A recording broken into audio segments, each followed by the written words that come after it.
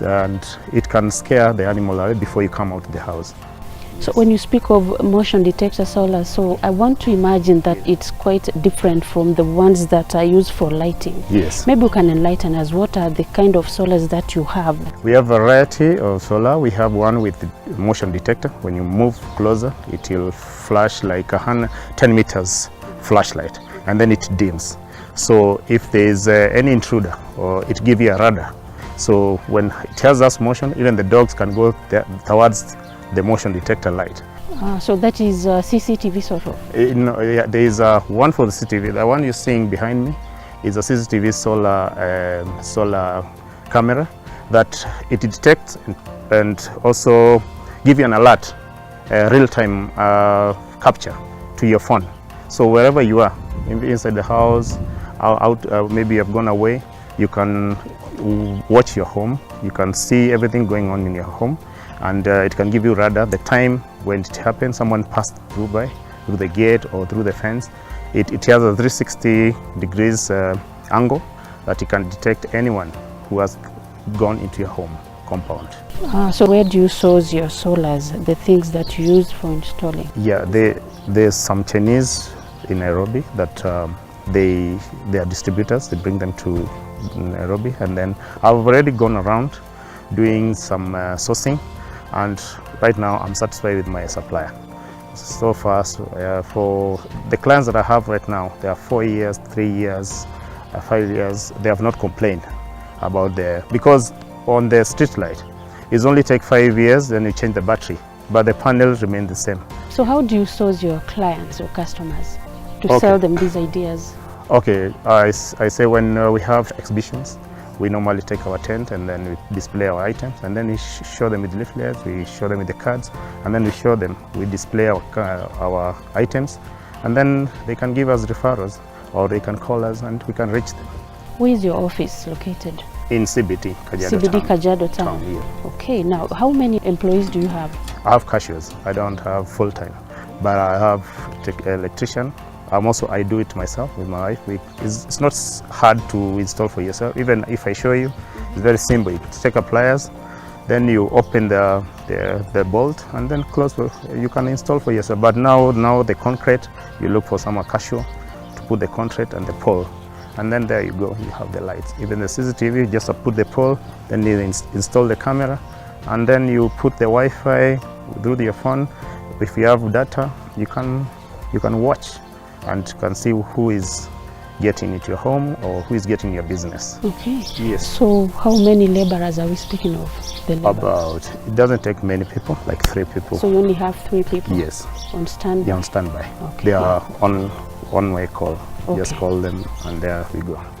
Apart from maybe installing them in family homes, have you been installing them in some public institutions? And if so, maybe you can give us an example. Yeah, I've put in schools. I've put in some homes, some shopping stalls like containers.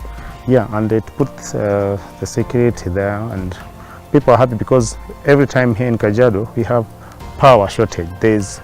If it rains like right now, 5 minutes, there's no power until about 12 hours, 8 hours. So we have that problem. But when I put my street light solar until morning, from 6:45 in the evening, it has just a sensor. So it's automatic? Automatic senses that there is darkness, and then it lights. Then in the morning, when the lights comes, and then put it off, it just automatically.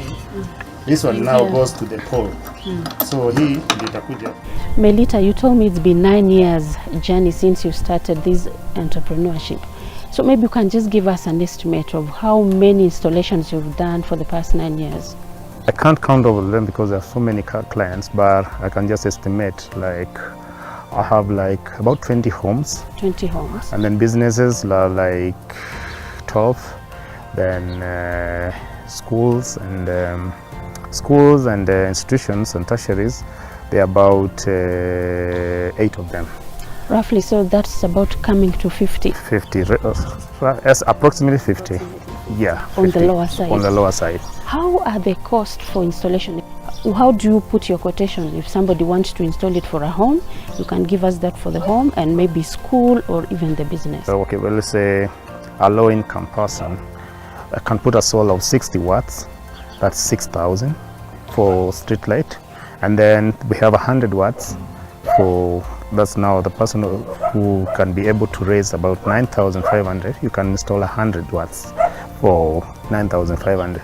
Then 150 watts, we have 10,500. Then we have 200 watts. Then 300 watts go to 12,500 to 13,000. That now is negotiable depending on the number of the panels you are taking. And then also when you come to garden lights, it depends on your compound. So I can be able to estimate like 5 meters we put the garden lights for 2,000 each, because it has the flame light like a candle that it will light up in the morning from 6 until the morning. It makes your garden look a good scenery, good ambience because of the flame. It can make you, if you have a stress, to remove your stress when you go outside at night. You can watch the garden, your lawn more, the lawn, and you can watch the lights and the garden and the flowers, and you can release your stress. Because I'm a mentor also, I know about flowers and a nice garden, a nice landscaping. It can make you release your tensions, release your emotions. So this one is 1,500. Then when you come now to the indoor, we have an inverter goes to 15,000. Then you have now that inverter will have the lights. You put about 6. That inverter, one inverter for 15,000 comes with small lights that can light 3 bedrooms, like or sitting with the kitchen with 1 bedroom. It has 5 lights with the entrance you can put on the corridor, then the other one sitting room, then kitchen, then 1 bedroom.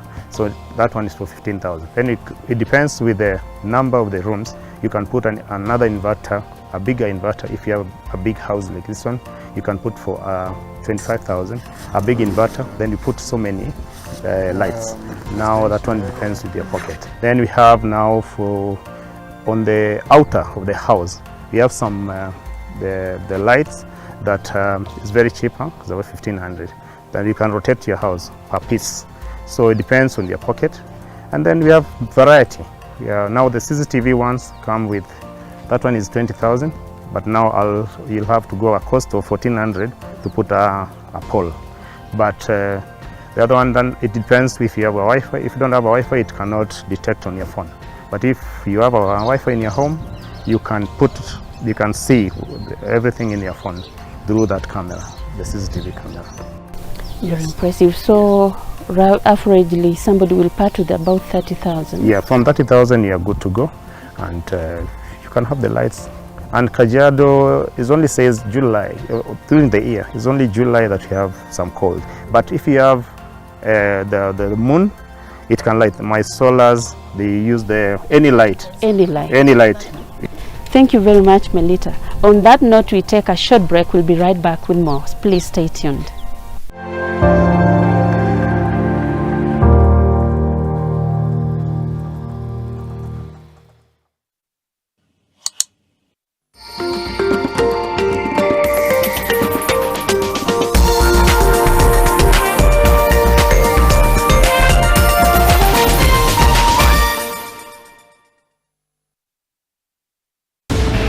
Did you know that malaria is a top 10 cause of death in Kenya, with over 10,000 Kenyans dying every year from malaria, and the reason being a mosquito? We believe protection and prevention is the best cure in the fight to end malaria. Mortein Doom, with its trusted formulation, it provides protection in seconds. So spread the Mortein Doom message of how you and I can fight to end malaria. Mortein Doom, Kenya's #1 choice.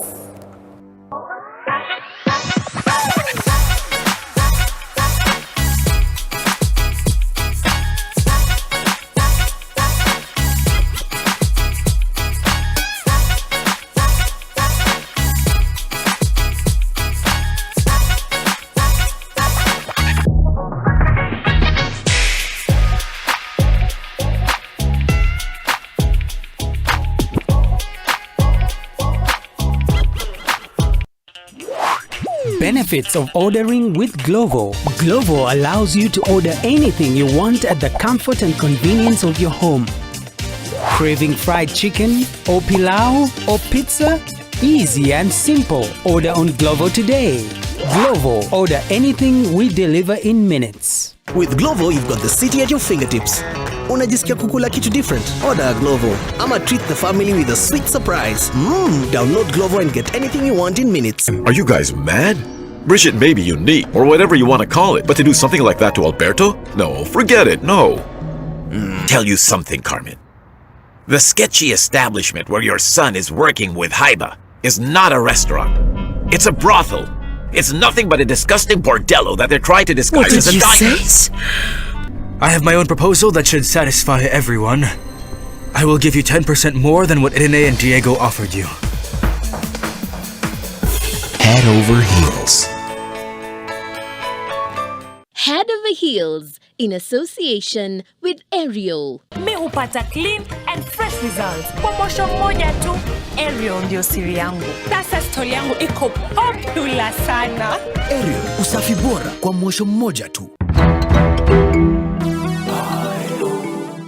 He's worked in the kingdom for over 40 years. Maisha Saudi ni sheria. Now, Ali Muhammad Abdallah shares what it takes to make it in Saudi's public transport sector. You have to struggle, you have to sweat. Also this week, investment opportunities in Ongata Rongai, a fast-growing destination for diaspora remittances with special attention on Impala developers.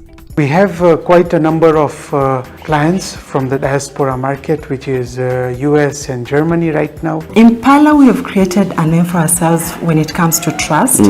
This as diaspora investments back home continue to be safeguarded. We are one of the leading intermediaries in the country. And people come in and they're like, oh, it works. I can have ice cream and I'm not in any discomfort. I recommend Sensodyne because it works. It's brilliant.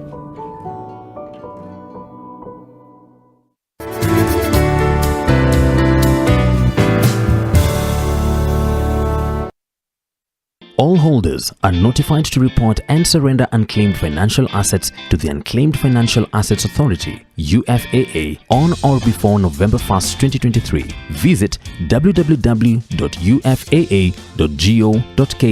and get started.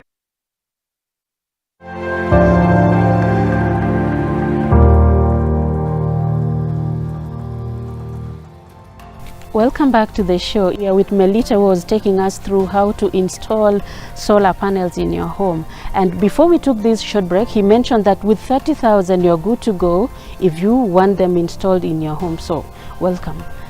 Melita, so how effective is this solar, the use of solar during rainy season? The solar that I install, during the night when they have moon, any light, it charges because of the battery inside, so it conserves the heat and then it is converted into energy, and then that heat, now you get the light. The light continues.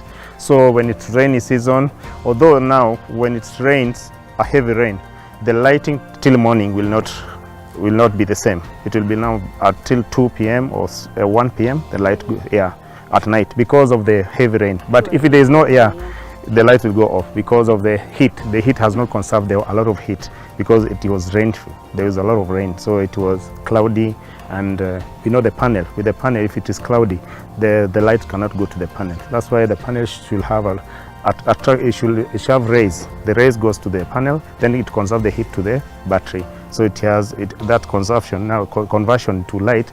It's supposed to not have hindrance or any obstacle. That's the trees, the roof. It's not supposed to cover the panel. So the panel should be whereby the heat can get direct, so that you get the heat, and that heat can be conserved. Now that heat you can use it during the night. Okay. Yes. So if it is raining the whole day, like if we experience El Nino, then it means then you will not get the timing now will change. The timing will change. Yeah, the timing, but the light will be there. The light will still be there. Yeah, but the number of hours will change. If I got you correct, you said maybe if it 6 has hours been using now, at night. If you've been using from 7 p.m.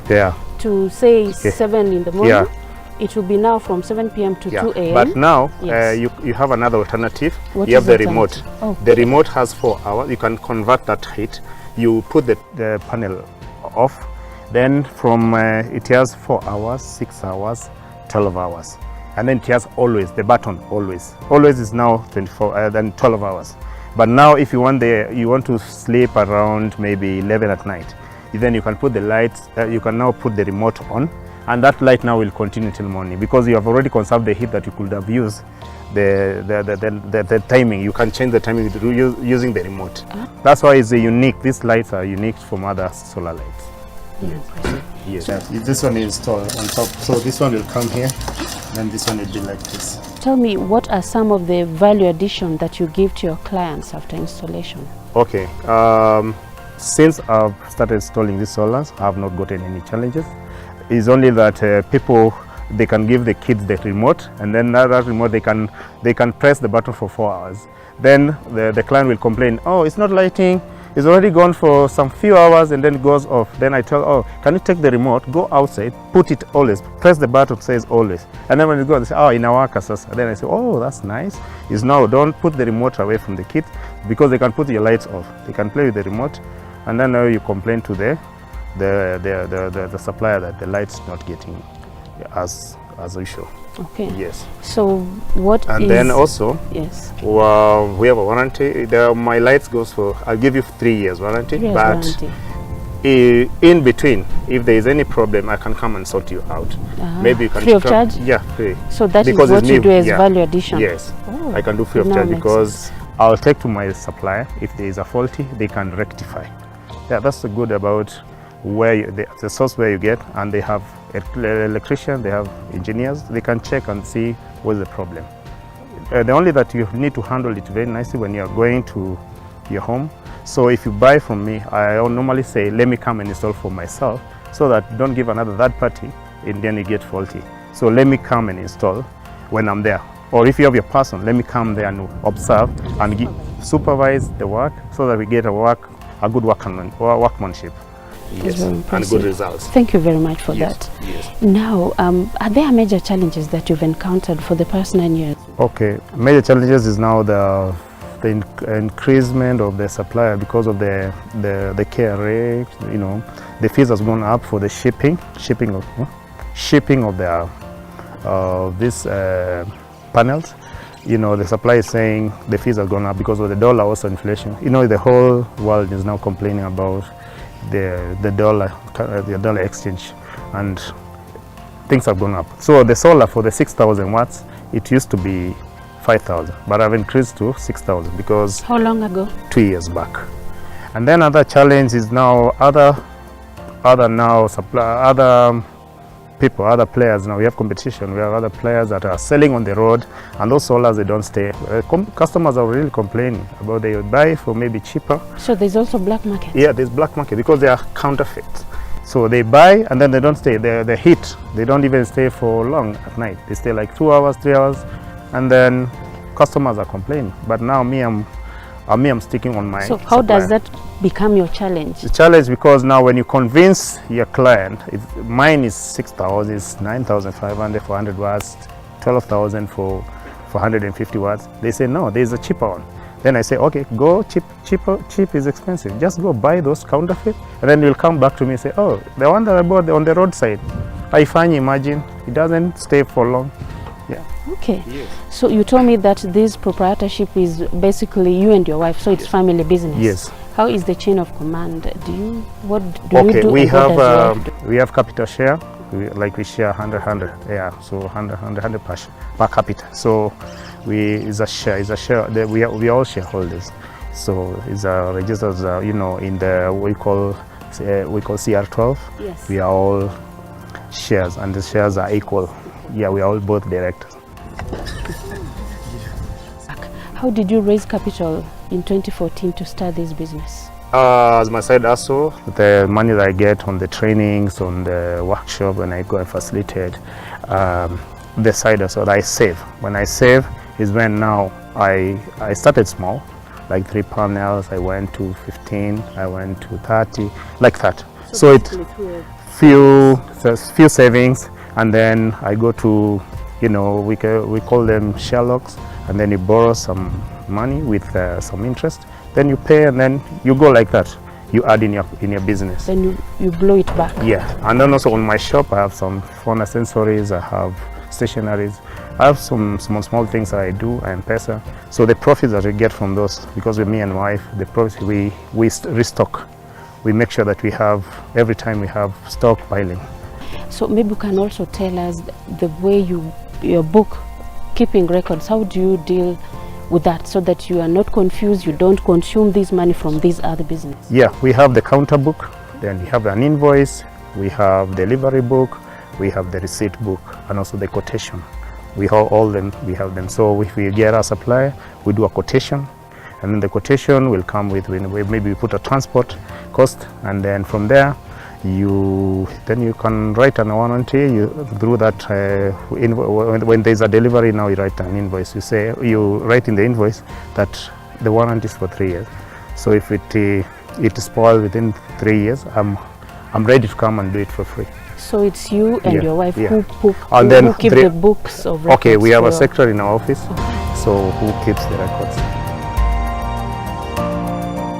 Apart from the things that you do in your shop, is there any other thing that you do? I heard you from the beginning, you mentioned about landscaping. Maybe you can tell us about that. Okay, I also admire nature. I love carbon credits, I love climate change. In my home and also other homes, people have visited this home and they have come and given me a job, like come and do it the way you done in your home. When the clients come, I can tell you this flower is suitable in this area, this one is not suitable in this area, and this is expensive, this is cheaper. So I have variety that I can showcase. So it depends on your pocket. We have road curbs, we have road channels, we have paving slabs, then we have curb roads. So it depends. If you don't have a lot of money, you can use the gravel. We call them chips, ballast chips. The small one that you can put on your compound if you don't have the money to put the curb road, and it can work. So that's more or less your side hustle? Another side hustle.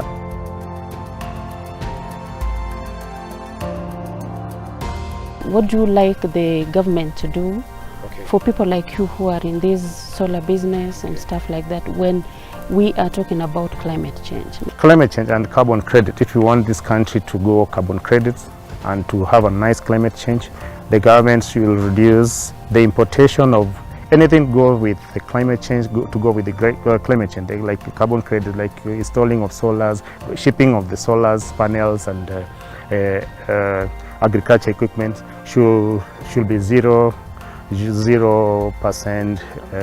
VAT off, because to motivate the farmers, to motivate the landscaper like me, and people who love climate change like me, to install a lot of solars to the community whereby we don't have power inside, and also the Kenya Power to reduce the levies in the industry of power, because in the energy, because people are really struggling with their life right now.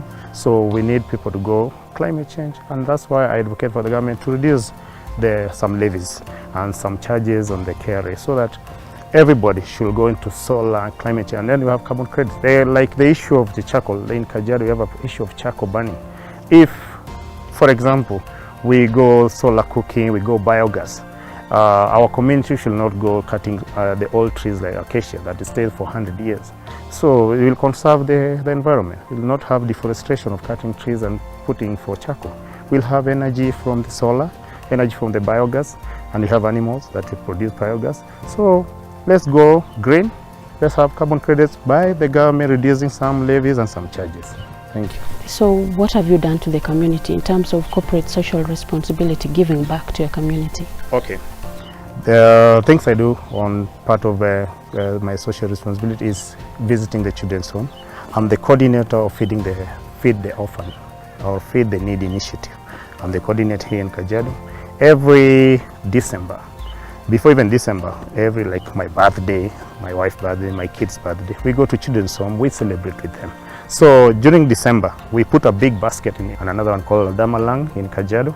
Then in that basket, from November to December, before 23rd, we collect non-food items and food items. Mainly the unga for chapati, because we want the children's home, the vulnerable children, the kids, the needy kids, the street, the rescue kids in the children's homes to celebrate Christmas like other people in their homes. So to somebody who is looking at you and probably thinking of starting an MSME like you and still having doubts, what can you tell that person? I can tell the person, don't give up. You can start as little, you just have like a 20,000 shillings. You can start a business, a small business. Just think about an idea and you can start. You can be a small kitchen garden. I can show you another one that I have it here. It's a small one, but it can have everything that you need in a kitchen. So you can also have small businesses that don't likely use a lot of capital. But just think of, be innovative, be creative, and there you go. You come for advice, I'll give you for free. Thank you very much. You are indeed an innovator. Thank you. Thank you for giving us your time, and thank you for having us in your home. Yes. All right. Karibuni. Okay, asante sana. And now we have come to the end of our show today. My name is Judith Cherono. Thank you very much for joining us. You can also continue doing this. You've heard from Melita what he says, just start small, be an innovator, and you'll go far.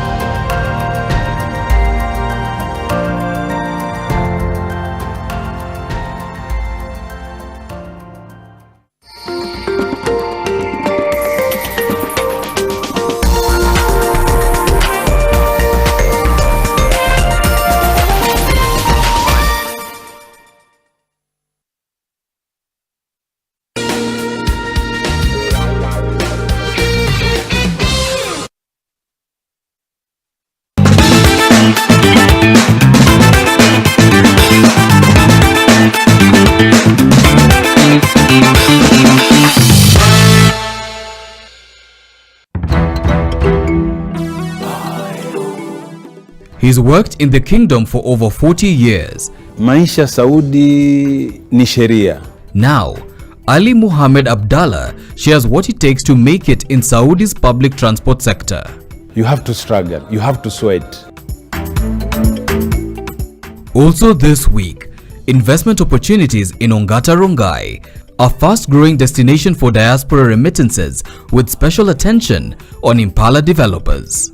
We have quite a number of clients from the diaspora market, which is US and Germany right now. In Impala, we have created a name for ourselves when it comes to trust.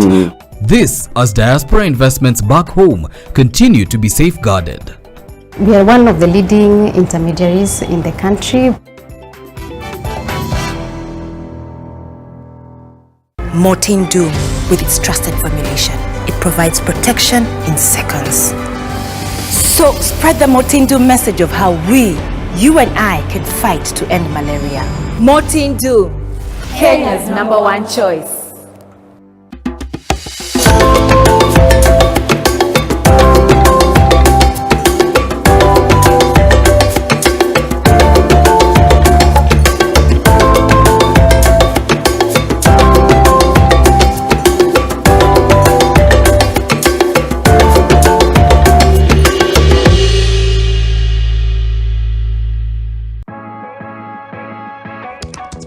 Visit nation.africa.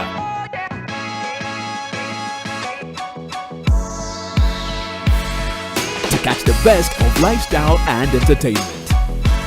Keep an eye on education and gender issues. Get electrified with the latest sporting action. Stay informed as we unravel intriguing undercover investigative stories. And enjoy comprehensive coverage from award-winning journalism and reporting, including politics, expert opinion, and breaking news. Settle for more content in great packages on any device. Subscribe today for exclusive premium content. Visit nation.africa. Nation.africa, positively empowering society.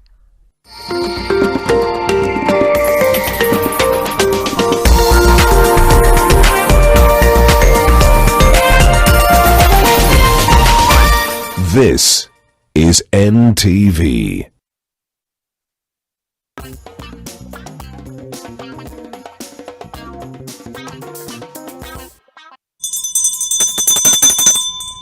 Aha, bila shaka Ni kengele ama ni kengele?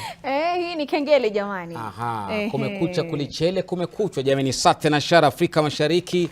Jamani, wanandoa siku hizi kuanikana, kudhalilishana, kupigana, kupurukushana mitandao ni jambo la kawaida. Sasa hivi wengi wanaona kwamba hali hizo kufanyika ni sawa na kujitafutia kiki na kutafuta maisha hata zaidi. Si kama kitambo ambapo ilikuwa ukiona mtu anapiga mwenzake kwa kweli amemchukiza, anampiga apate adhabu. Pacha wangu, naonaje mambo haya? Jamani, wanasema kwamba ndoa za siku hizi si tamu kama hakuna kiki. Ndoa ya siku hizi si tamu kama sikudanganyi kidogo, ama pia ndoa za siku hizi si tamu kama simfanyi mwenzangu aezi kugutika tu kidogo. Yaani pacha wangu nakuja nyumbani na kushtua tu kidogo, kumaanisha kwamba nakupenda. Kitambo mahaba yalikuwa tofauti, lakini sasa mahaba yamebadilika. Nikosa mtazamaji, ndani ya Gumzo la Sato jioni ya leo tunaangazia ndoa za mitandaoni. Ndoa za mitandaoni. Na swali twakuuliza, je, hizi ndoa zinazoanikwa mitandaoni ni za kweli ama ni kudanganyana? Jamani, hizi ndoa zinazoanikwa mitandaoni ni za kweli ama ni kudanganyana na kutafuta biashara? Tuna wageni wetu jamani, tuwafahamu wageni moja kwa moja, au sio? Na mtazamaji, tuliwauliza na mkatambia jamani mnawataka hawa wageni studioni, na moja kwa moja kabisa tuko nao The Rui Family. Kengele yao jamani. Huyu ni bwana Hezron pamoja na Maureen Sitonik. Hezron Kipkemoi. Wapo ndani ya studio. Hawa sasa huwa wako na mbwembwe nyingi katika mitandao ya kijamii. Mambo ni kuprankiana, mambo kudanganyana, mambo kudanganya wengine. Wanasema jamani ndio mahaba yao yanazidi kuwa moto. Lakini mtazamaji, si hao peke yao, bali pia tuko naye commentator 254. Huyu ni mwana blogger ama vlogger. Mwana mitandao, unamwona sana katika mtandao wa YouTube, pamoja na mwenzake Maureen Njigi kama sijakosea. Wapike ngele yao. Lakini ni vizuri kutaja umri wao. Mmoja na umri wa miaka mingapi? Haya, tuanze na Hezron. Hezron ako na miaka 26. Alafu huyu mwenzake Maureen ako na miaka 23. Alafu tukienda kwa commentator ako na miaka 25, naye Maureen wa pili ambaye ni Maureen Njigi ako na miaka 20. Yaani ni mahaba ya watu wachanga. Washapatana, huyu ni mtu na mpoa wake na permanent. Pachangu mpaka sasa hivi yuatafuta. Nitapata tu mwaka ni huu, manake tayari naona hapa kuna wanandoa na best couple wako hapa studioni. Kwa hivyo ndoa tutaifunga. Ni vile tu Bikazo hayupo, manake kama kawaida angekuwa hapa angewapa yao mawili matatu, na kama ni kupendana angewafungisha ndoa. Lakini mimi naitwa Lofty Matambo. Jamani, karibu kwenye Gumzo la Sato. Na mtazamaji, na kabla hatujaingia ndani ili tuwajue wageni wetu, manake pacha wetu hana jina, tupate kiduchu. Mimi jamani, wajua mwanamke wa Kiafrika, mtambulishe mwenzako. Pacha wangu Frida Mwaka, asante sana. Lakini kiduchu ni kipi? Kiduchu ni hiki katika runinga yako. About to go back. Oni hujamsave? Majana namba. Oh, umekram. Hey, hello. Hello. Nyaje? Bali ya leo. Poa sana babe. Uko poa? Niko poa. Siku mingi manze. Ndani leo umenipigia usiku. I was checking on you like hivyo. Shani wewe. Ai man, sikupigiangi. That was the last time. Juzi. Ati juzi? Kwani uko na mtu ama? Hebu kata simu babe. Acha ufala. Tulia. Labda umepigia mtu wrong wewe. Umepigia mtu wrong, hata kama mtu wrong msaidie simu. Call tena tusikie. Acheni mchezo. Na call kucontact kwa ndani naweza call ude. Hapana, acha uko na. Ameconfuse. Ngoja tumuulize uko shule nani? Mimi si ndio nasikia. Ongea aje. Uko shule nani? Nang'ang'ana kumpigia na amesema vizuri babe, nimesikia. Kwani wewe hujasikia babe? Naongea na wewe. Nifurahishaga sana hata. Sasa ndio umeita babe? Jana sema wewe ni ex wake. Haki Hezron, you can do this one. Wewe si ex wake? Leta hiyo simu naye. Si upatie nani? Ako hapa. Mimi ni boss wake. Mimi mimi nikaweza pigia mtu aniita babe unaweza feel aje? Na feel vibaya lakini unaweza wachana na mo. Wachaneni na mo. Wacha kuuza. That's the point. Anasikia with your family sasa hivi kwenye mmegro. Niambia mtu out of nowhere anaweza tuamka sema babes. Like atoe tu. Like hapo ndio tumefikishana babe. Like ulikuwa na plan like if you knew in the first place talking before hivyo like just understand. Babe nakwambia ni mtu ako na chuki babe. Wacha kukua. Kuongeeni. I never knew. I thought we were past these situations zote za kusumbuana unaona. Kumbe this is what we are. Kwanza in the first place you are ex unaona. Mbele yao wamesema tusifanye hii video. I make sense. Hapana don usinishike saa hii mimi siko poa. Wachana na mmoja labda hizi. Mbona unashout? Hapana babe. Wachana na relationship ya wenyewe. Wachana nao. Wacha kabisa. Lakini sasa nakwambia mtu anataka tu kuharibu. Acha ikae. Hapana. Wewe ni mtu anafurahia hivi. Alikuwa anataka hivi. Tupitia call. Sasa amejida. Tuchukue simu zako Hezron. Nataka ni wewe. What you've done is so wrong Hezron. Unasema like what are we even doing in this life? Na si nilikuwa nimewawarn. Mtazamaji najua unashangaa jamani ni kipi ambacho kinaendelea, lakini wako hapa studio na watakuwa natujuza kwa muda usio mrefu. Lakini kidogo mimi pachangu niliweza kutazama hiyo video. Walikuwa wanajaribu kupigia wale wapoa wao wa zamani kuona kama watachukua simu. Kumbe mpoa wa Hezron akamuita bado nini? Babe. Na akasema walikuwa naye juzi. Sasa itakuwaje? Morini yupo, kesho ulikuwa naye juzi. Lakini usichokijua ni kwamba pia naye Hezron alikuwa anamprank Morini. Hizi pranks hizi. So Morini hakuwa anajua kama danganywa pale. Tutakuja kuchimbua zaidi na kuangalia kulikoni, lakini mwelekezi wetu tutaka kufahamu pia hawa makomenteta wote wawili makomenteta hawa manake tujue au no wanafanya na nini mitandaoni. Wana commentate vipi? Wana commentate namna gani pale mtandaoni? Kionjo tu. Utafungua nyumba unalia nini? Sina kwambia utoke uende. Toka uende Morini. Mimi sitaki kuaribiana na wewe. Sio unalia nini?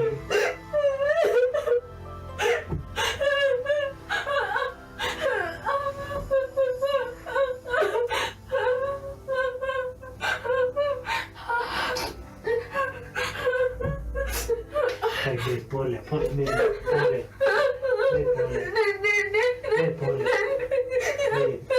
Babe, prank. I'm sorry. Acha. Babe, amka. Babe, nini? Babe, guy. Babe, mume. Safa. Babe, amka. Ni prank, babe. Babe, it's a prank. Amka. Babe, guy. Hey. Babe, amka. Ni prank, babe. Babe, it's a prank. Babe, amka. Babe, I'm sorry. Naona pale babe alifent Lakini kuna watu wanauliza maswali, manake nilikuwa naangalia mitandaoni pale nikishuka, kuna baadhi wanasema kwamba huwa mmeandika ni matini mshaandika mtiririko kitakachofanyika na mnaigiza kuwaduaza watu mitandaoni. Kisa kile kilikuwaje? Tuanze labda na commentator. Tasema vipi? Prank watuandiki sababu kuna prank ambazo wewe mwenyewe unapanga. Mimi napanga na maybe tuta involve familia. Kwa hivyo what happens ni kuna vile mtu akiangalia anaweza fikiria hivyo. It's very allowed. But sisi what we do, for example, for an emotional prank kama hii, niko very sure nikifanya prank kama ya kumwambia atoke kwa nyumba aende, reaction yake ndaipata legit. Una get? Na that's what we do. Tunapanga. So hapo ulikuwa umemfukuza hapa? Nilikuwa nimemfukuza, najifanya namfukuza, si ati nilimfukuza cha kweli, but najifanya namfukuza.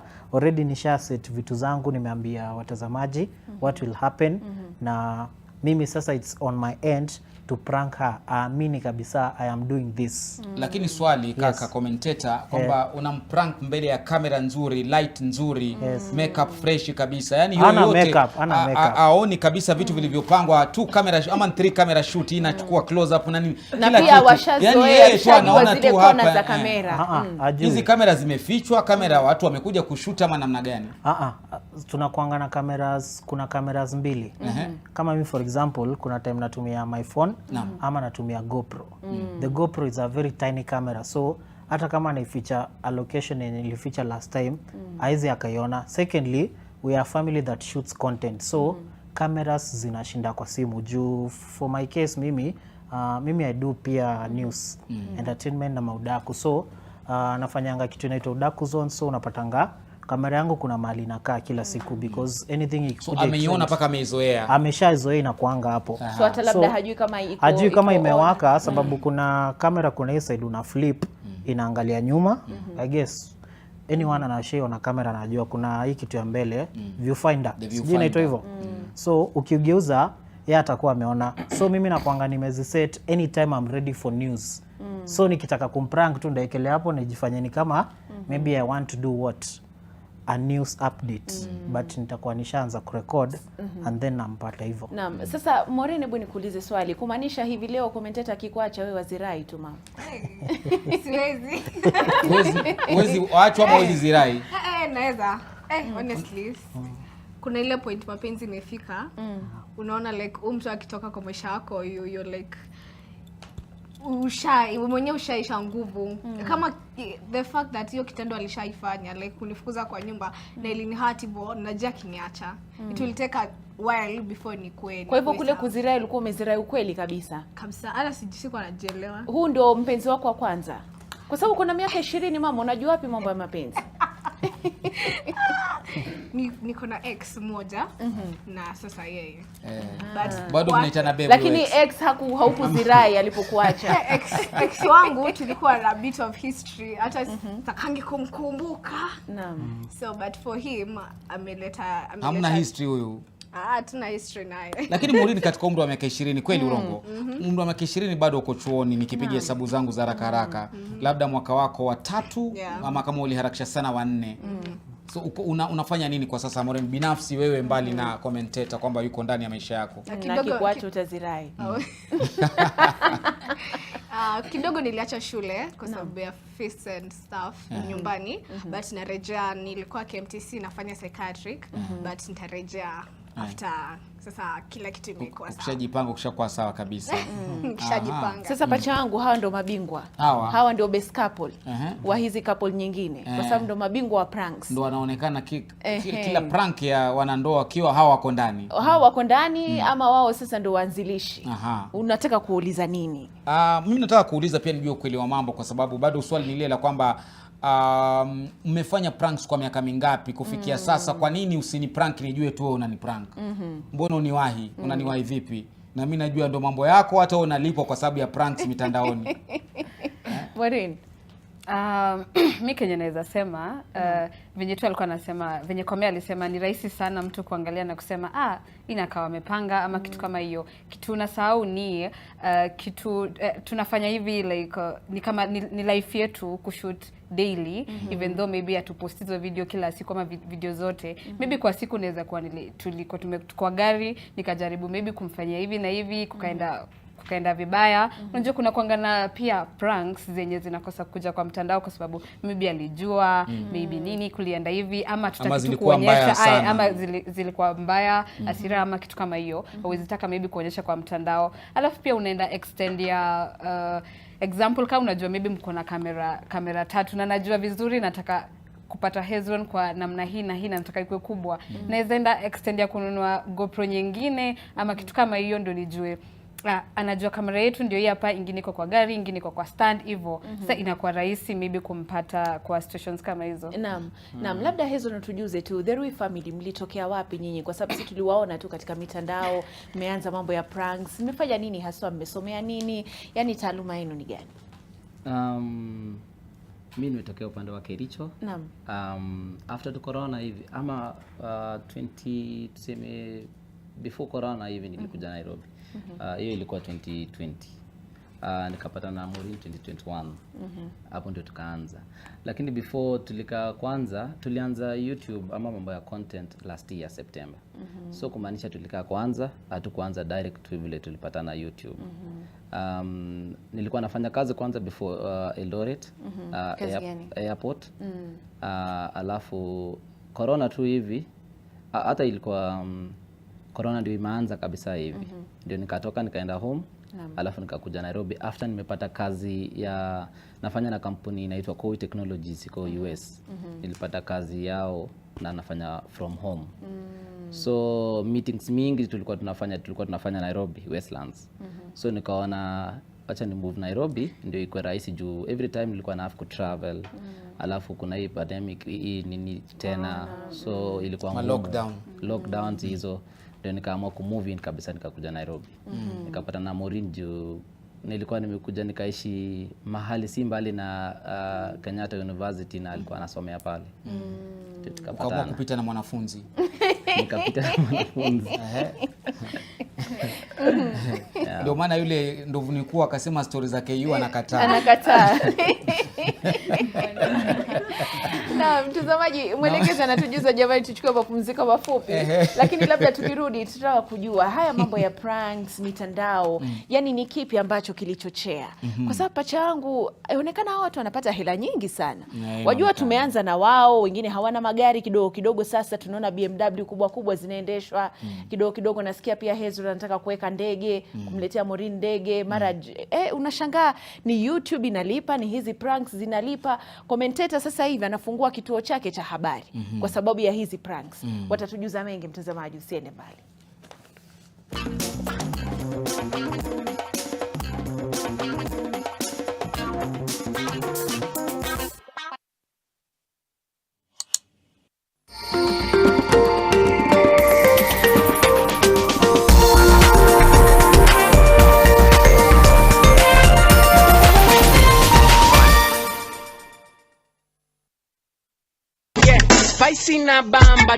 Introducing a new range of Royco spices. An explosion of rich, authentic taste. Spicika na Royco. Making those good meals great.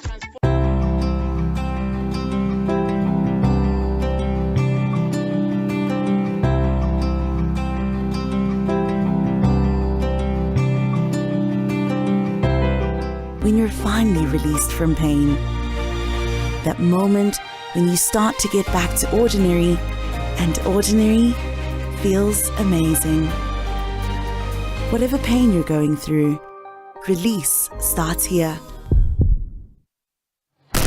This week on Pishi Bomba. Have you ever wanted to learn the perfect recipe for crispy, juicy chicken? Karibu sana.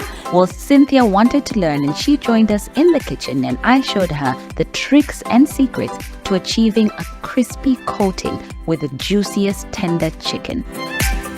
Join us this Sunday at 6:30 p.m. with me, Claire Karatu, only on NTV. Pishi Bomba. Cook, eat, enjoy.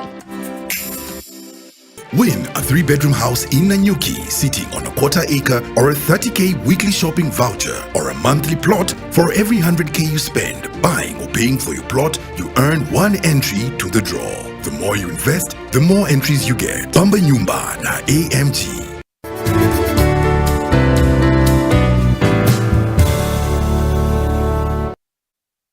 All holders are notified to report and surrender unclaimed financial assets to the Unclaimed Financial Assets Authority, UFAA, on or before November 1st, 2023. Visit www.ufaa.go.ke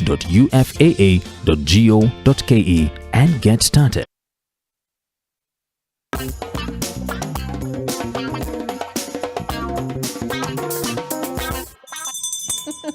Karibu tena jamani kwenye gumzo la Sato. Hata mimi natafuta wangu ni mprank leo.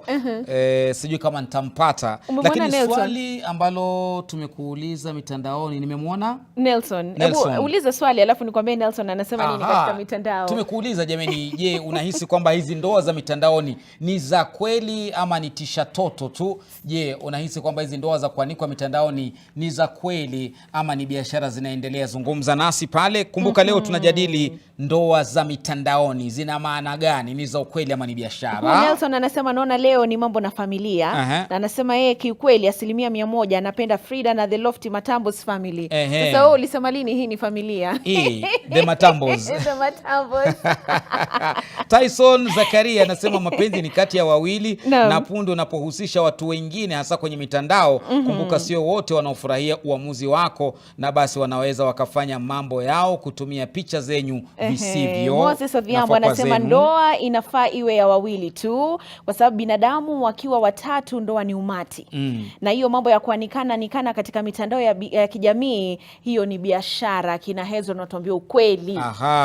Ni sawa na Keita Mahwa anasema pia biashara tupu, hakuna chochote hapo.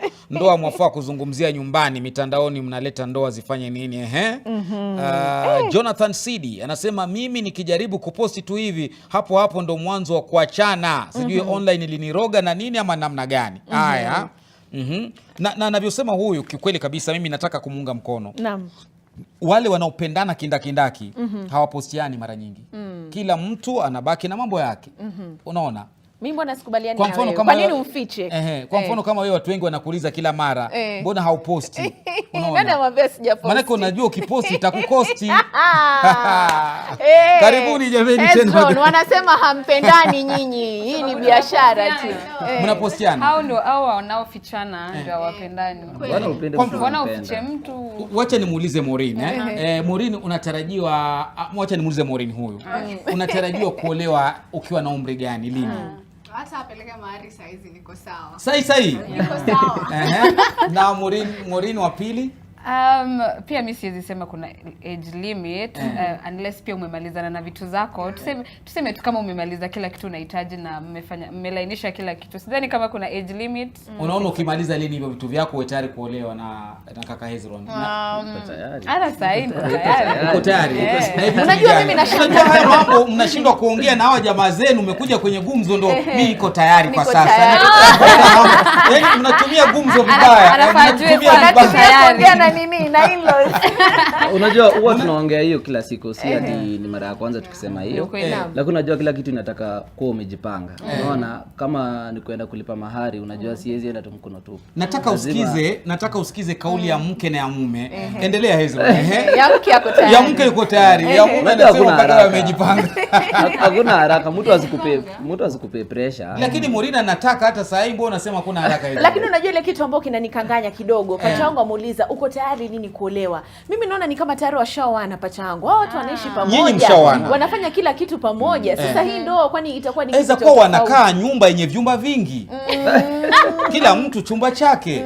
Wanakutana jikoni kupika, wakitoka nkula sebuleni, kila mtu akalale tushuki. Sisi kama social media in-laws tunajua mpaka kitanda. Vile ni vitanda vya mtandaoni mama. Kweli urongo. Mwataka kunaambia uhalisia wa mambo unaweza kuonyesha mtu unapolala. Haya, sasa tayari anaitwa nani Ubi Maureen alifukuzwa akaanza kulia. Hiyo ni unajua mwanamke aliolewa labda ndo atafukuzwa alie. Kumaanisha mama ushaolewa ama kitu kayo. Mnaishi pamoja. Kitu kayo. According to ndoa, kama ni ndoa ni ya watu wawili, watu wawili wanaoishi pamoja, hiyo ni ndoa. Tunaishi pamoja ukweli. So si nikaa tumewana. Come stay marriage. So sasa mko kwenye come stay. Lakini umeona wanawake ndo wanaongea sana. Wanawake wako tayari. Wanaume wamenyamaza wanacheza story. Maana hata namwangalia Brian pale anasema wewe usiende sana. Nitatoka hapa niambie ulisema uko tayari. Maureen ulimpatia nini Brian? Maana unajua pia mapenzi ni kuwekeza. Wazungu wakaita investment. Umeweka nini kikubwa mpaka ukitolewa utalia na uweze kuzirai? Ameweka kila kitu. Wewe mwenyewe umeweka nini? Pia mimi nimeweka kila kitu. Kila kitu ya kumuonesha mwanaume, hauwezi toka nje ndoa, unampenda, kuna honesty, kuna kuaminiana pamoja sisi wote. So kutafuta tena kwenda tena kwanza soko. Hii soko ni ngumu huko nje. Soko ni chafu. Lakini commentator umenyamaza sana. Nilikuwa nafikiria. Mbona mambo ya kamera nyumbani yanaweza kuchemka. Kamera nyumbani kwa wapi? Zote zinakutazama. Unajua sasa hivi acha kuchimbe loft. Acha kukatize. First of all, you are very wrong kusema mapenzi ya watu wako mtandaoni ni uongo, ni biashara. Acha nikuulize, umepost?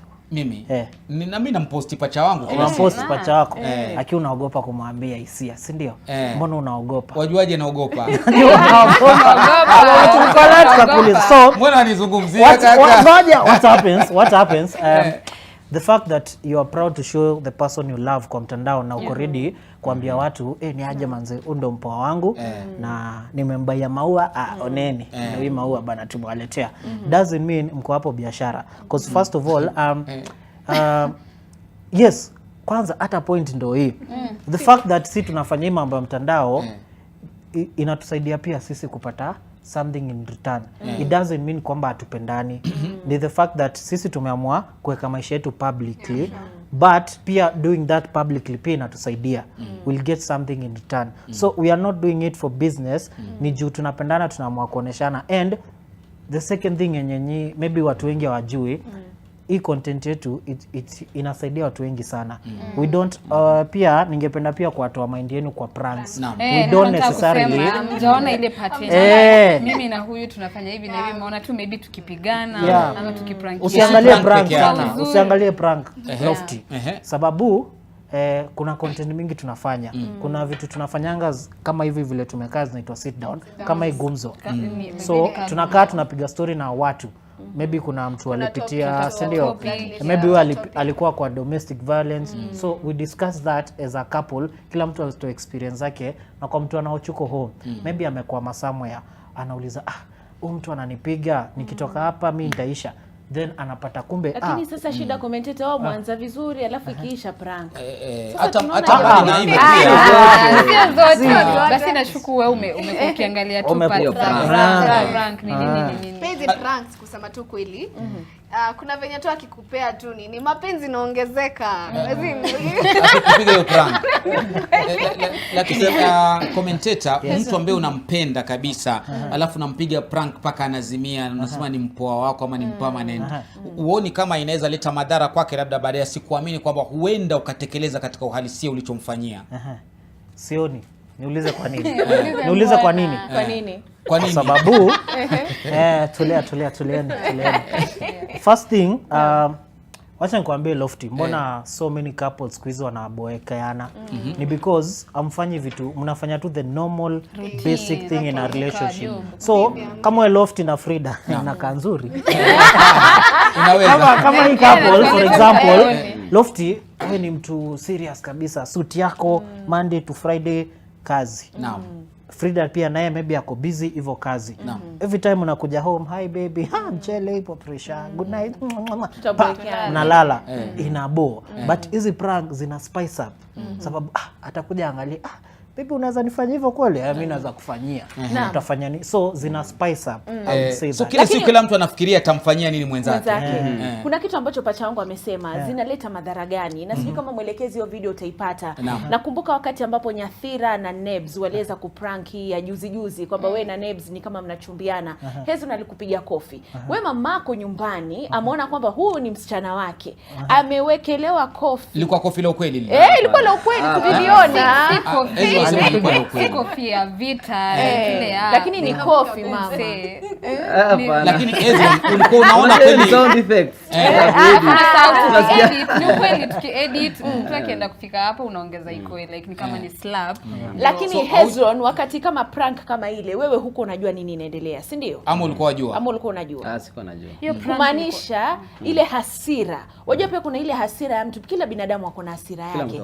Kuna hasira ambayo inaweza pindukia Maureen. Sijui kama wazazi wenu wao wanaichukulia vipi. Ni kama pia mamake Maureen amuone ama mzazi wake amezirai. Mzazi atajisikia vipi nyumbani? Unajua sasa kwa situation kama hiyo unafaa kujua limit yako. Tuseme kama commentators ama sisi Ruiz, unajua kuna kwa watu wengine wanakuanga kwa mtandao wameka mapenzi yao na hata maybe wazazi hawajui akona huyu ana huyu anapatana naye kutoka kwa mtu mwingine ama nini na nini.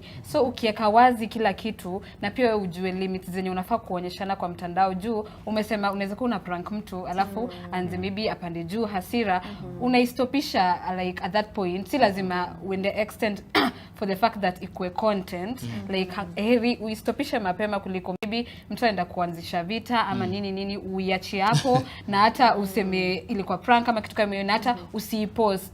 So by the time una post zenye una post umeshai analyze unajua hii na hii iko hivi na hivi reaction ilikuwa hivi na hivi hivyo. Na kifenti tunashindwa kufufuka hapa tunajaribu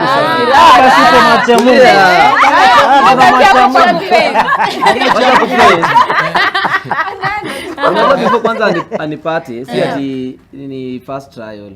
Kwa siku tunajaribu mara mob sana. Naweza jaribu ya kwanza ikafail. Labda ameiona akajua tu hii. Najaribu tena. Unaona? So mimi naweza hata kukuprank hata saa hii. Kanipata. Mimi au mwezi huo. Uniwezi. Tena hii inaisema katika runinga. Anaweza jaribuni siku moja. I think prank imechukuliwa kama kitu yenye ni juu tunaipost kama video ni long. Unasahau watu wenye maybe hawakwangi kwa media. Tunaweza kaa kwa nyumba na hata ni maybe nidanganye bwanangu ama mtu adanganye bibi yake hivi na hivi na hivi. Alafu ambia ilikuwa jokes. Babe ni like hivyo. Ni vile sasa si tumeiweka tunachukulia ikue unaipanga vizuri una strategize kitu kama hiyo. Lakini msingi wa haya mapenzi uko wapi? Nafikiri pacha wangu kabla wajibu msingi kuna ndoa nyingi sana ambazo zimeanikwa mitandaoni na zikaleta madhara. Nazungumzia kama ndoa za Diamond na wake zake wengi akiwemo Zari. Nazungumzia ndoa kama za kina Frank Just Jimmy kama anaitwaje? Frankie pamoja na wapenzi wake. Naam. Ni ndoa ambazo zimekuwa mitandaoni hata za kina Bahati pia wamefanya mengi na wakakashifiwa kuhukumiwa na pia kusifiwa kwa mizani sawa. Kwa hivyo tumeona mimi kivyangu mimi nimeona madhara mengi sana ya watu kuanikana mitandaoni kuliko kutulia. Wewe mpenzi wangu mwingine ni yetu anaitwaje Kaspula na Zita za ndani. Mwingine ni za ndani. Chawa ndani.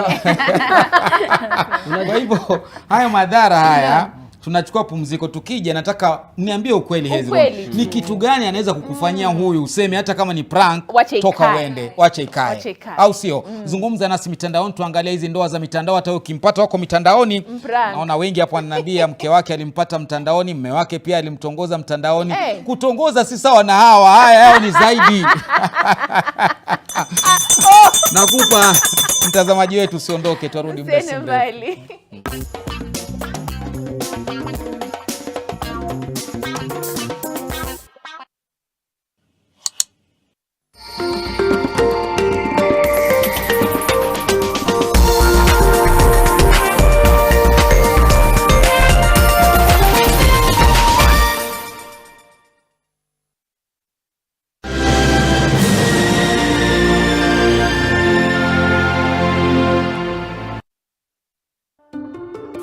What's that? I brought you a small bonus. Bonus for what? You got us 299 family dinners, 64 kisses on the cheek, 12 road trips to see grandma, 42 jokes from daddy, 49 laughs from mommy. In over 60 years of dealing with numbers, we've learned that the numbers that matter the most to you are the ones that matter the most to us. NCBA Bank. Go for it. Warembo, ni nini muhimu kwenu mnaponunua body lotion? Smoothness, scent, glow. Nunua Nice and Lovely body lotion. Inai-transform dry skin kuwa deeply nourished na kui-smoothen. Na fragrance nayo. Wacha tu. Now available in the 850 ml pack. Chagua Kenya's #1 body lotion. He's worked in the kingdom for over 40 years. Maisha Saudi ni sheria. Now, Ali Muhammad Abdallah shares what it takes to make it in Saudi's public transport sector. You have to struggle, you have to sweat. Also this week, investment opportunities in Ongata Rongai, a fast-growing destination for diaspora remittances with special attention on Impala developers. We have quite a number of clients from the diaspora market, which is US and Germany right now. In Pala, we have created a name for ourselves when it comes to trust. This, as diaspora investments back home continue to be safeguarded. We are one of the leading intermediaries in the country. And people come in and they're like, oh, it works. I can have ice cream and I'm not in any discomfort. I recommend Sensodyne because it works. It's brilliant.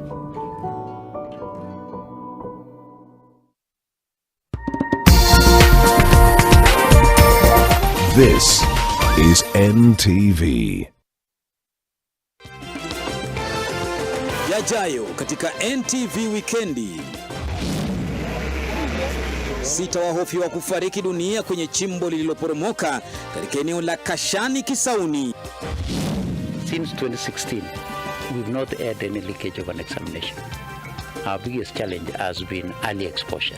So it's just to let anyone who imagines that they can disrupt this process, that we are ready for them and we'll be able to decisively deal with them. Serikali imetangaza utayari wa mitihani ya kitaifa Jumatatu. Mwalimu akikamatwa Kiambu kwa kuuza mtihani feki. Shughuli za binadamu zinazidi kudunisha sifa za kale za mto Yala. Tunaangazia hali ilivyo. Wale wanatabiri hali ya hewa.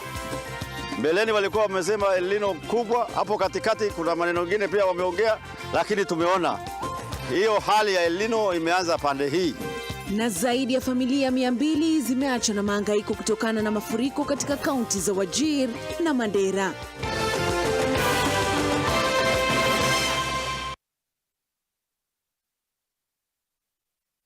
Warembo, ni nini muhimu kwenu mnaponunua body lotion? Smoothness, scent, glow. Nunua Nice and Lovely body lotion. Inai-transform dry skin kuwa deeply nourished na kui-smoothed. Na fragrance nayo. Wacha tu. Now available in the 850 ml pack. Chagua Kenya's #1 body lotion. If you want to see the hand of God, work before your enemies. Let them know who you are. Tell them I'm a remnant of God, I'm telling you. And then you will see the hand of God. It will obviously make enemies. But then you've been set up for a devil. I'm telling you.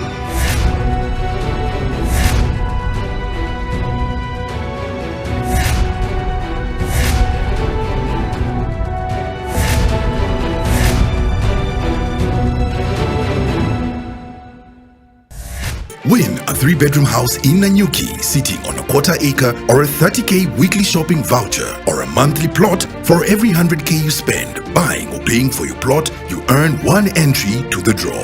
The more you invest, the more entries you get. Bamba Nyumba na AMG.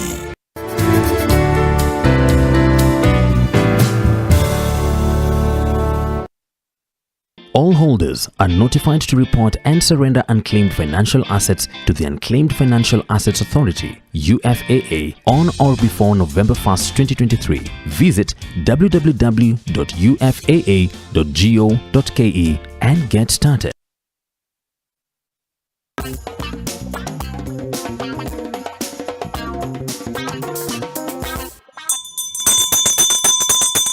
Kengele ni ya nani? Sasa hivi niko sawa. Umesikiaje? Iko sawa. Jamani, karibuni kwenye gumzo la Sato. Leo tunaangalia hizi ndoa za mitandao.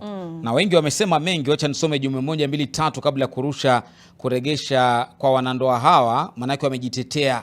Wanasema Lofty, wewe unatuanika. Unawaambia watu sisi ni wanabiashara na sisi twajua tunapendana. Amjitetei. Hapa naambiwa na Joshua Kalamu kwamba familia za mitandaoni hazidumu. Alafu huyu Kericho Junior tu anasema hizo ni za wana. Alafu Kiptoni Kandie anasema ukiona mwanamume na mwanamke wako kwenye gari moja na wanaongea sana, jua kwamba hawajaoana. Wanaishi tu pamoja. Lakini ngoja kidogo, mahusiano ya kweli haufai kushout. Hii shouting kwenye public ni ametaja jina la Madam Boss Lady, sitaki kumtaja, anasema itakuwa kama hivyo. Kwa hivyo lakini kuna huyu Saisi. Naam. Saisi anasema mimi napenda sana kuona watu wakianika ndoa zao mitandaoni. Mimi kama Saisi inanijenga. Alafu pia kuna mwingine hapa J anasema mimi sitaki kuongea mengi kwa sababu Jumamosi ambayo inayokuja nitakuwa naolewa na mtu ambaye nilimpata mtandaoni na sijui itakuwa vipi. Alafu Elijah Staiso. Yasemaje? Hii inakulenga wewe pacha. Lenga misoma tu, niko tayari. Anasema lakini msomo ukificha ficha. Sasa hiyo ndo sijui. Hajui kufilter. Hujui kuficha ficha. Kuna ujumbe mmoja hapo ambao umeingia kwamba una mfano wa msemo kwamba debe tupu halikosi mlio. Maana yake wanasema kwamba ukiona nafikiri ni kweli, yani kwenye gari basi kelele nakupenda nini, jua hawa watu hawajaoana. Wanandoa hata dereva yuko pale mbele, mke wake ako kiti cha nyuma kule. Maana najua hii imeenda, huu ni wangu huyu, hakuna cha kuprove kwa watu mtandaoni ama namna gani. Tulikuwa kwa Hezron kabla tuende pumzikoni. Madhara. Kwanza ulisema wale wenye wako mtandaoni ndio wanakosana sana. Ukatumia mfano mingi hapo kama akina Damu na kina Dhari. Ukasahau kuna watu wengi sana wenye wako mtandaoni na wanakosana pia. Na hawajai post picha lakini pia wanakosana. Najua wengi. Naweza cut short kidogo. I think wanakosana like au mmefocus na wa mtandaoni kukosana sana kwa sababu mnaziona. Zile zingine zenye hazionekani hamwezi jua. Hamwezi ongelelea. Alafu pia na feel the moment tuko kwa mtandaoni hivi na feel hata mapenzi yetu inakuwa strong. Sijui inakuwa strong juu kama kila kitu like most of the things tunafanya pamoja. So tunapata tumeshinda tu pamoja. Amekuwa kama rafiki yangu kabisa wa kwanza. Paka mnaogopa kuachana. Sasa ndio hiyo sasa. Yaani tumezoeana. Tumezoeana hata tuna feel sisi ni kitu moja. Yaani kwa ufupi mashahidi wenu ni wengi. Ni sawa na kufunga ndoa mbele ya kanisa, wakati wa kuachana unaogopa watu watasema nini. Sasa nyinyi mashahidi wenu ni mtandaoni. Kishi hivyo. Hamjali watu wanasema nini. Sasa. Unajua kitu tunafanya saa hii mtandaoni ni tuna post content. Lakini hakuna kitu imechange. Before tukuje online tujulikana na watu. Tulikuwa tu hivyo vile tulikuwa. Hata watu wanaweza sema wenyewe walikuwa wanatujua before. Like hatuja fake anything, tujadanganya, tunakuanga tu real. Na I think kitu yenye imefanya watu wengi huko nje watupende ni tuko real sana na hao. Haujampatia zawadi ya Range Rover ikawa ni fake. Hakuna, sisi kila kitu ni real. Kama ni fake ataisema. Hata shinda tukidanganya tuko like tukuuliza ile Range Rover iko wapi nini hapana. Alafu kuna watu wengi huko nje sana wanatuambia sisi ni tunawa inspire. Unaona wanasema nimewafuatilia sana before niwajue chali yangu alikuwa hivi, bwana wangu alikuwa hivi, nikawa introduce amewatch amechange. Unaona so tuna feel pia tuna inspire a lot of people out there, they are looking up to us. The commentator, mnaogopa kuachana? Tuogopi. Acha nirudi kwako leo. Kwa hivyo mweza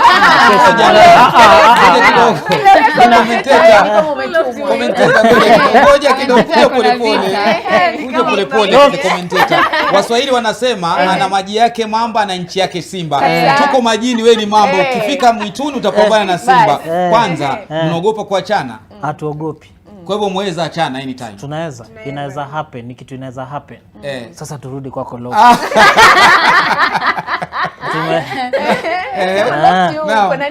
Loft tukikuja hapa tumepanda lift na nikawaza sana. Wacha nikuambie wewe na I'm sorry to use this word but sijui ni wewe, shida ni wewe ama ni mashabiki wako ama sijui ni mahali umetoka. Lakini Loft wewe kuna kitu fulani mko nayo. Sasa wacha nikutumie kama mfano wa watu. Juu tuko na different types of people who watch us. Kuna kaushamba fulani kako kwa society. Kale kaushamba mimi nikimbaia huu maua alafu ni chum hapa. Mimi nikafukuswi. Like mimi ni sifai kufanya hivyo because wanaume wa kitambo walikuwa like kwa gangari kabisa, ukikuja nini na nini mke wangu fanya hivi, nioshe hivi 1 2 3 and 4 5. Sasa hiyo ndo mapenzi according to, so that's unasikia Lofty yako kabisa, sababu labda pia amekwama wapi. Labda pia umekwama Alafu unajua uko fresh. Mimi niko hapa ndani, niko na kitu kingine watu wote si sawa. Si same. Hapo tunamtamani bikazo hapo. Pia wewe kwa watu tuseme watu 20, si wote watakupenda. Of course kuna wenye atakuchukia. Na kuna wenye atakupenda. Na kila mtu ako na maoni yake. Unaona? Kuna mwenye anataka ndoa yake ikuwe hivi na hivi na hivi. Na tukatai ni sawa. Kuna sisi tumeamua kuonyeshana kila kitu. Kama mtu mwenye anatuwatch, mtu mwenye ni follower wetu, anajua vile ulikuwa unasema tu unajua hadi kitanda. Sasa mimi sijui hata kwako iko wapi. Kuna wenye anatujua kabisa, tumekuwa kama family. Naget. Kuna watu wanajua kwetu, hata wajai kuja vile wanatuwatchingi tu wanajua. Hata ukiweza uliza tu hapo online vijiko iko wapi, anaweza kuambia enda hivi na hivi utatoa. Haoni kama ni hatari kwa usalama. Hapana. Si hatari. Huwa mnaficha namba ya gari? Hawafichi, tunajua. Hatufichi.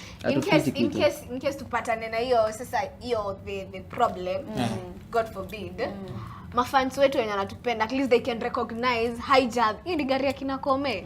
Hijack. Kumbe at least wanaweza julisha wengine and mwezi akijua aya kumbe wamejulikana, wacha tuwarudishe tu venye tu wako salama. Mimi niko na hili swali ambalo pia wengi labda wanaliuliza kwenye akili zao.